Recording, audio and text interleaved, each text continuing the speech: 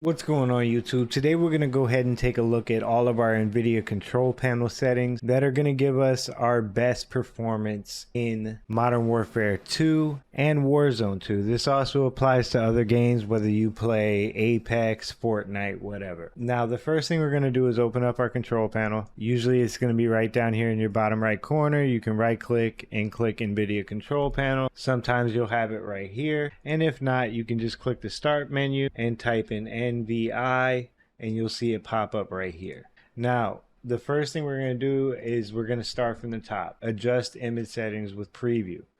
First thing you want to do, make sure use the advanced 3D image settings is selected. Once you select it, you're going to hit apply. Now you have to hit apply after each step as you scroll through the menu. Next step down, and the very most important, is going to be our manage 3D settings. Now with manage 3D settings, I want you to copy this exactly the way that I'm showing you right now. We want image scaling off, ambient occlusion off, antioscopic filtering off, anti-aliasing off.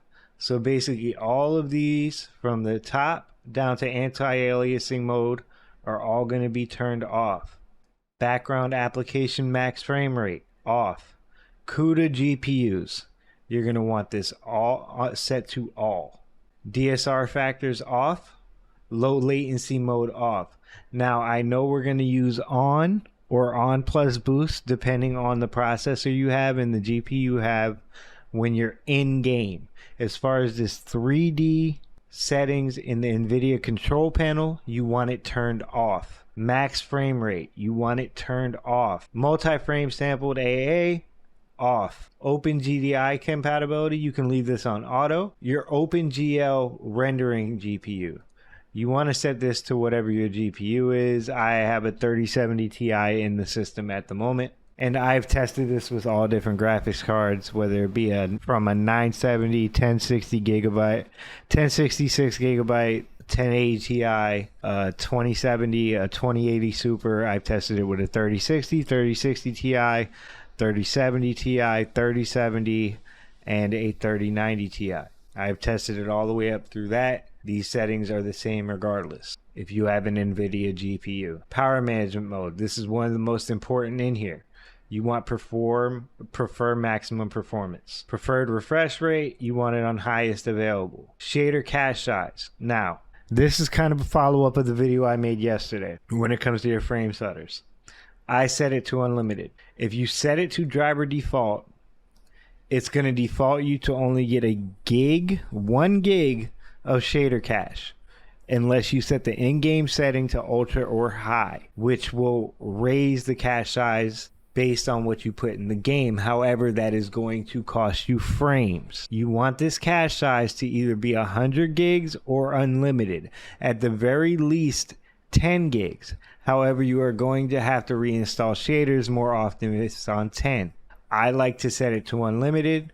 I've had multiple other people test this on their systems as well, and I've team viewered into their systems and set up their control panels, and this is the best way to do it. Unless you have a very, very high end GPU like 3090 Ti, 4090, you're going to want to set this to unlimited. Even 3080, like, you're still going to want to set to unlimited. If you have one of those higher end cards, you can put it on high, the shader cache on high in-game settings, and it really won't give you much of a frame hit because you're already getting a ridiculous amount of frames anyway. But I would recommend going with unlimited. Texture filtering, antioscopic options off. Negative LOD bias on. Texture filtering quality, you want this on high performance. Trilinear optimization, you want on. Threaded optimization on. Triple buffering off. VSync, now you can either leave this off or use the 3D application setting. Now, there are certain games, like older games, that you may want to use VSync for because they don't scale to your monitor, or you may have a newer GPU that doesn't handle those games as well. Also, certain older games introduce more screen tearing than others. Virtual reality pre-rendered frames, you can just leave that the stock one. Virtual reality sample, super sample, leave off. Vulkan OpenGL preset method, I leave that on auto. That's not something you're going to run into very often playing Vulkan and OpenGL games, so you're going to hit apply. Next one down, configure surround and PhysX. Make sure you select the graphics card that you have, then hit apply. Down to change resolution, you want to make sure that you have, up here it always has like, you know, Ultra HD SD up here. You want to scroll down to where you see PC, and your monitor's resolution should be the first one up top. For example, I have a 1440p monitor here. My refresh rate on this monitor in particular is 165 hertz. You want to make sure you're getting all of the frames that you're supposed to get, because even if, say, you're getting 200 frames, 200 FPS, if this is set to 60 hertz, you're not getting 200 FPS. You want to get the maximum that you can possibly get here. And then right here, you want to always use Nvidia color settings. I set it to highest, 8-bit, RGB, and a lot of times it'll be stock limited. Switch that to full, hit apply. Click yes. Desktop color settings. Now this is a preference thing. Instead of using Nvidia filters, you can adjust like your vibrance and hue and contrast and stuff right from here.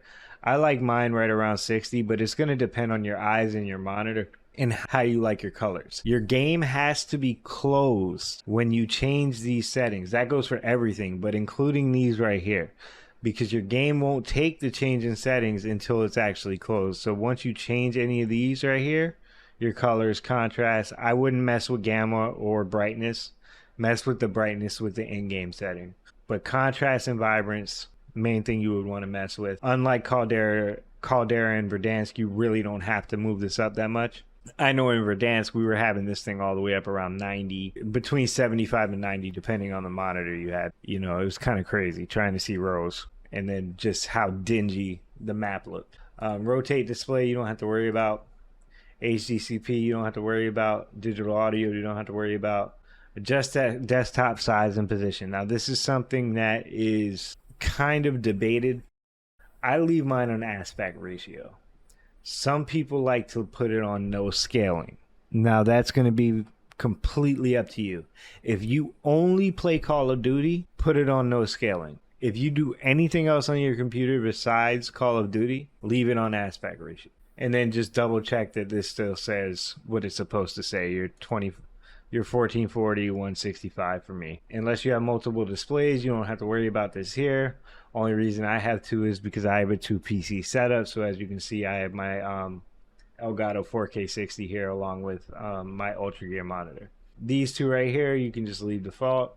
That's going to be it for the 3D settings in this game when it comes to setting yourself up for the best performance out of your graphics card for Call of Duty. The next video I'm probably going to come out with for this is going to be going over some of your Windows settings that you can do to get some more performance out of your game in terms of frames per second and things like that, as well as going over our in-game settings for Call of Duty.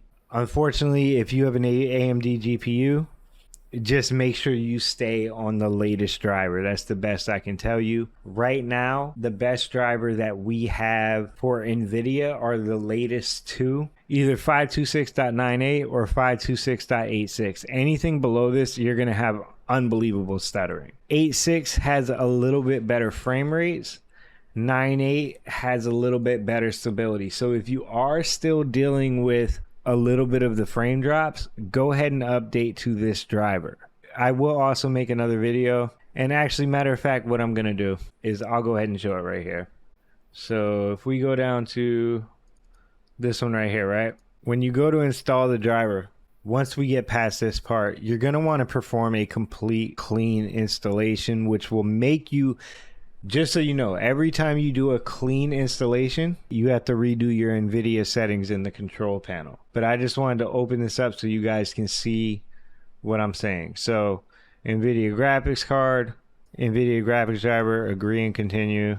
Now you want to hit custom, click next, and then perform a clean installation. And you see this little exclamation point right here, warning sign. A clean installation restores all NVIDIA settings to default value and removes any profiles you have created. So make sure that you perform a clean installation of your NVIDIA driver anytime you update. Okay, so with that being said, I hope everybody has a great day. If you have any questions, leave a comment below. Make sure to like the video, hit the subscribe button, hit that bell, and I'll be back with more, including graphic settings. And then once we get through all these graphic settings, I'll be posting gameplays and gun setups and other things like that as well. If you guys have any other questions, like I said, leave a comment. Anything else that you want me to go over, don't hesitate to ask. I actually was able to help a few people both on Twitter today and through the comment section, and was able to get them straightened out with their frame stutters. So have a good night.